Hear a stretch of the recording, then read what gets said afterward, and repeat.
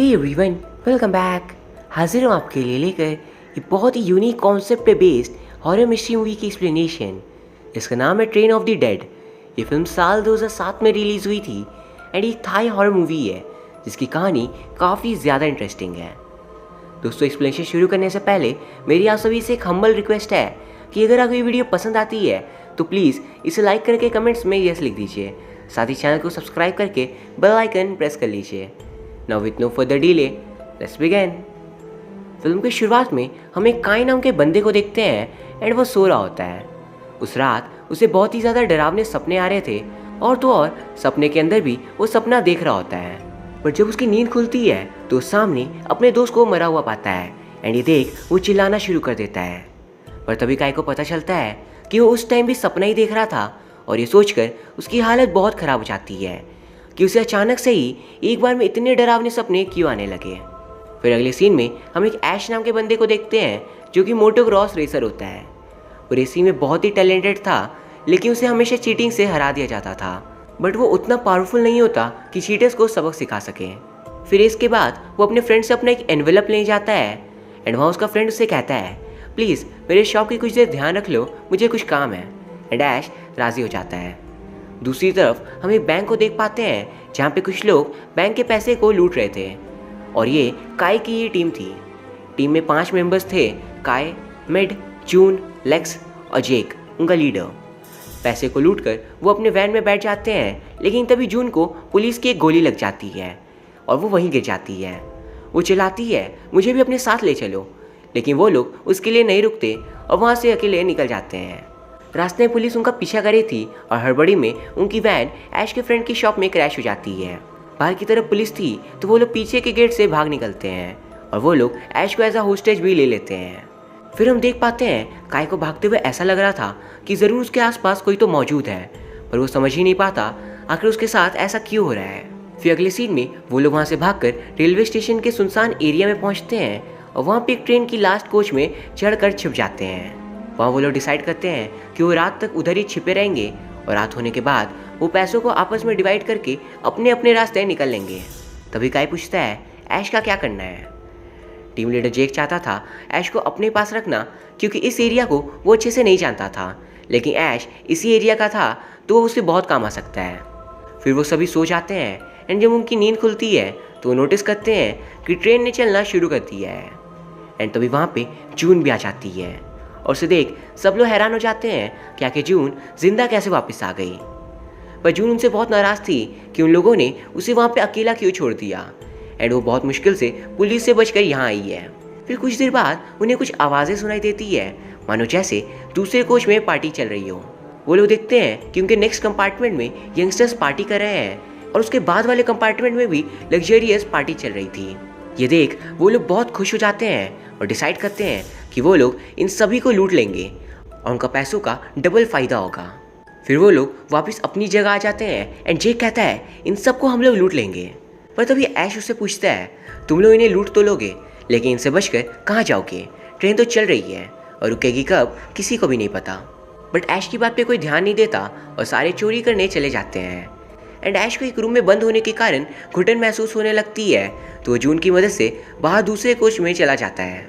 फिर अगले सीन में दिखाते हैं जेक और लेक्स पार्टी पे लोगों को ड्रिंक सर्व करने लगते हैं ताकि वो देख सके कि किसने कैसे ज्वेल्स पहन रखे हैं। दूसरी तरफ काई को अभी भी घोस्ट हॉन्ट करे थी तो मिड उससे कहता है, अजीब ये मत करो वरना इन लोगों को हम पर शक हो जाएगा।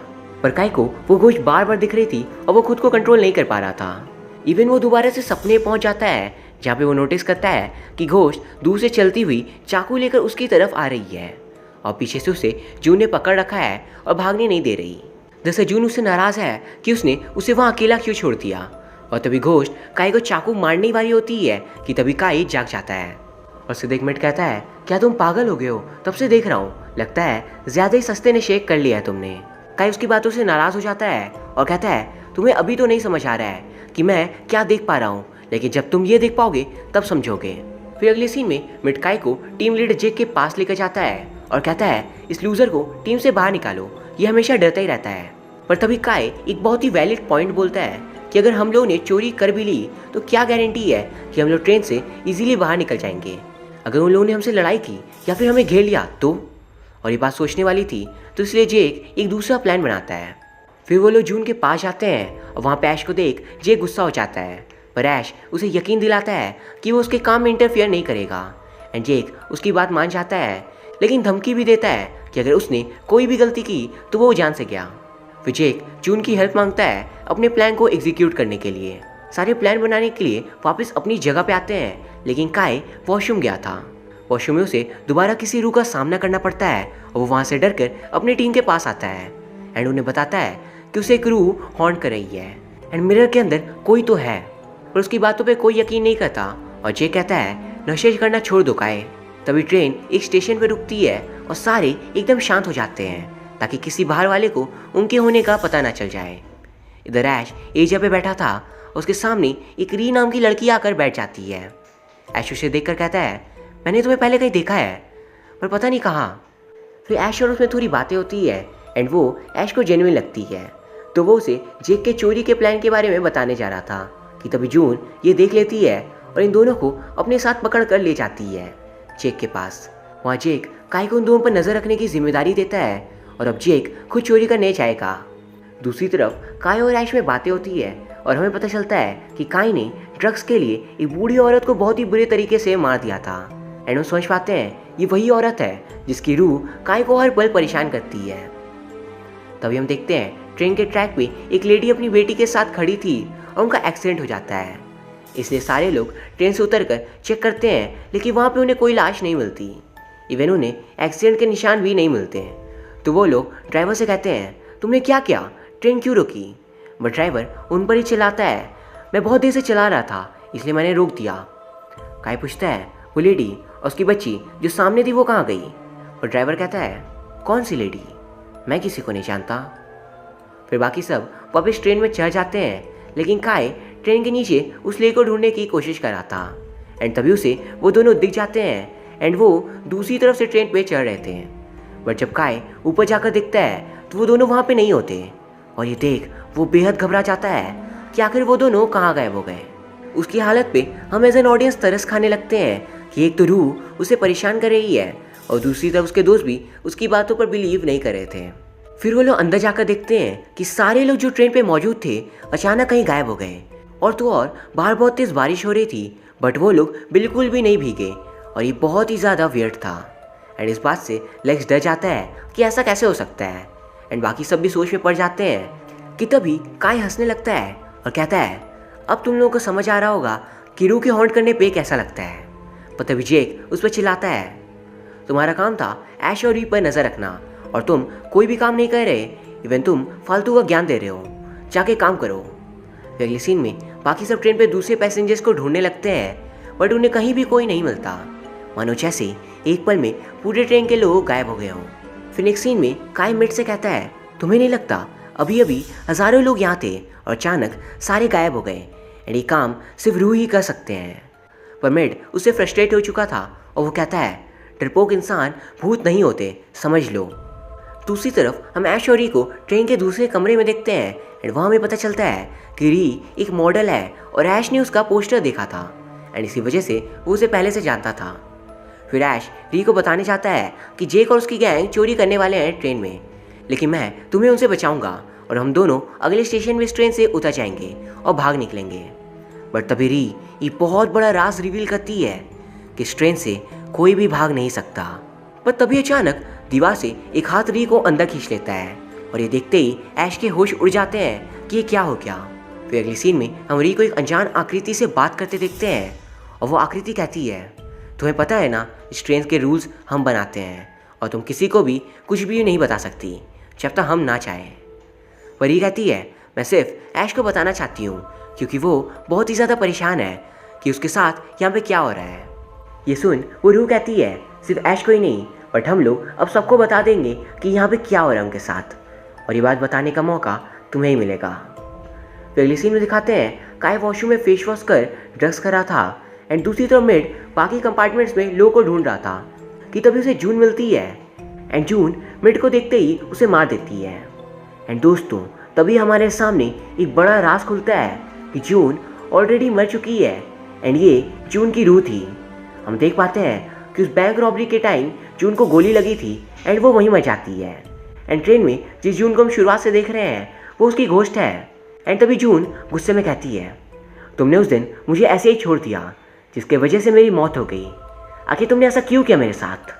दूसरी तरफ हम लेक्स को देख पाते हैं जो मिड को ढूंढता हुआ उस तक पहुंच जाता है। एंड मिड को देख लेक्स की हालत ख़राब हो जाती है। पर तभी जून उसे कहती है, तुमने भी मुझे छोड़ दिया था एंड मैं अब तुम्हें नहीं बख्शूंगी। एंड ये सुन लेक्स वहाँ से तेज़ी से भागता है। पर फिर लेक्स एक चेम्बर में फंस जाता है जहाँ पे बहुत से हाथ निकलने लगते हैं और लेक्स को हॉन्ट करते हैं। वो फिर वहाँ से बचकर निकलता है तो सामने एक मदर डॉटर की रूह उसे हॉन्ट करती है। एंड हम देख पाते हैं ये घोस्ट लेक्स को इसलिए डरा रही थी क्योंकि फिल्म के स्टार्ट में जब वो वैन में चोरी करने के बाद भाग रहे थे तो वैन लेक्स चला रहा होता है और उससे इन दोनों का एक्सीडेंट हो जाता है जिसमें इनकी मौत हो जाती है। एंड यही मदर डॉटर उससे अपना रिवेंज ले रहे थे। तभी हम वापस लेक्स को देख पाते हैं एंड ट्रेन के बाद लावा थी जिसमें गिरकर उसकी मौत हो जाती है। फिर अगले सीन में दिखाते हैं काई के हाथ को मिरर के अंदर किसी ने पकड़ लिया है एंड वो अपने हाथ को बाहर निकाल नहीं पाता तो वो मिरर को ही गुस्से में तोड़ देता है और मिरर के टूटने के साथ उसका हाथ भी कट जाता है। दूसरी तरफ जेक को ऐश मिल जाता है और फिर उन दोनों में घमासान लड़ाई होती है। पर तभी ऐश को बचाने रिया आ जाती है एंड फिर जेक वहाँ से दूसरों को ढूंढने निकल जाता है। फिर दिखाते हैं रिया ऐश के सामने एक और राज खोलती है कि इस ट्रेन में सिर्फ वही चढ़ सकता है जिसकी आत्मा उसके शरीर को छोड़ चुकी हो, यानी कि ये ट्रेन सिर्फ डेड लोगों के लिए है जैसे मैं और बाकी जितने पैसेंजर्स को तुमने देखा। एंड दोस्तों यहाँ हम समझ पाते हैं री जिंदा नहीं है बल्कि ये री की एक रूह है। पर तभी ऐश कहता है मैं तो जिंदा हूँ तो मैं इस ट्रेन में कैसे चढ़ गया। री कहती है शायद तुम भी मर चुके हो एंड ये तुम्हारी रूह है। पर ऐश इस बात को मानने से साफ इनकार करता है कि वो मर चुका है। वो कहता है मेरी मॉम घर पे मेरा वेट करी होंगी, मैं ऐसे मर नहीं सकता। एंड दोस्तों यहाँ हम एज एन ऑडियंस सोचते हैं कि आखिर ऐश की मौत कब हुई एंड उसे मरते हुए हमने क्यों नहीं देखा। फिर ही उसे बताती है कि इस ट्रेन में बाकी लोगों को वही देख सकता है जो मर चुका है, यानी कि एक रूह ही दूसरे रूह को देख सकती है। एंड ये सुनकर ऐश खुश हो जाता है क्योंकि उसे आसपास कोई भी नहीं दिख रहा था। वो कहता है इसका मतलब मैं जिंदा हूँ। बट ये बात कहते ही उसे बाकी सारे लोगों के सोल्स दिखने लगते हैं और एक बंदा सबसे टिकट मांग रहा था और सबके पान को स्कैन कर रहा होता है एंड वो इसी डेड ट्रेन का कंडक्टर था। फिर वो कंडक्टर आकर ऐश को बताता है कि तुम्हारे हाथों की लकीरें बता सकती है कि तुम जिंदा हो या नहीं एंड तुम्हारी लकीरें बिल्कुल सही है, मतलब कि तुम जिंदा हो। ये देख री उसे पूछती है आखिर कोई जिंदा इंसान इस ट्रेन में कैसे आ सकता है। तो वो कंडक्टर बताता है कि बाहर की दुनिया में कोई तो है जो ऐश को मरने नहीं दे रहा एंड ये सुप्रीम पावर मेरे समझ के परे है।